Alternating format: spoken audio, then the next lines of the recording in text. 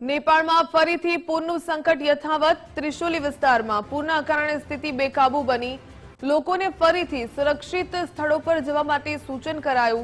ત્રિશૂલી વિસ્તારના આકાશી દ્રશ્યો પણ સામે આવ્યા. જ્યાં જુઓ ત્યાં ભારે વિનાશના દ્રશ્યો જોવા મળી રહ્યા છે. ત્રિશૂલીથી રસુઆ સુધીના રોડ નિર્માણની કામગીરી બંધ કરી દેવામાં આવી. મશીનો અને સામગ્રીને અન્ય સ્થળો પર ખસેડવામાં આવ્યા.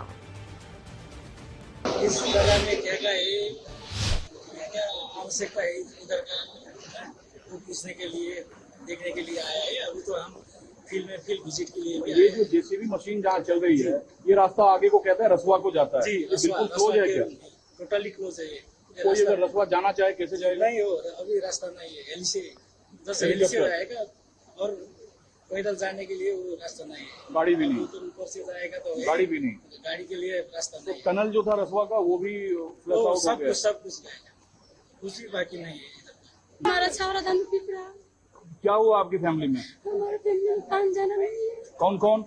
मम्मी, 3टा बहिनी, एउटा छोरी, कोही पनि छैन लापता छ। 3 दिन भइसक्यो। तो गांव नीचे था आपका? हमारा रसुआ जिला पर्छ दाई, त्यहाँ रसुआ जिला पर्छ हाम्रो बेतरावती। कोई पनि भेटे छैन, कोही कहाँ गयो। तो आप इधर कैसे पहुंची? हम लोग इधर ही बसते हैं यहाँ पर के बस डुंगे में हम लोग रहते ओके, हैं। डूंगी में।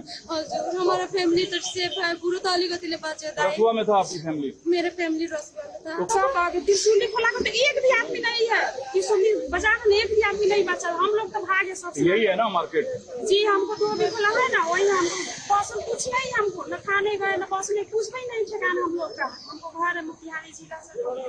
क्या रहते हो आप लोग? हम लोग यहाँ रहते थे, खाते थे, कमाते थे। हम लोग को कुछ भी नहीं, शरण में नहीं, इतना रहने के लिए पैसा भी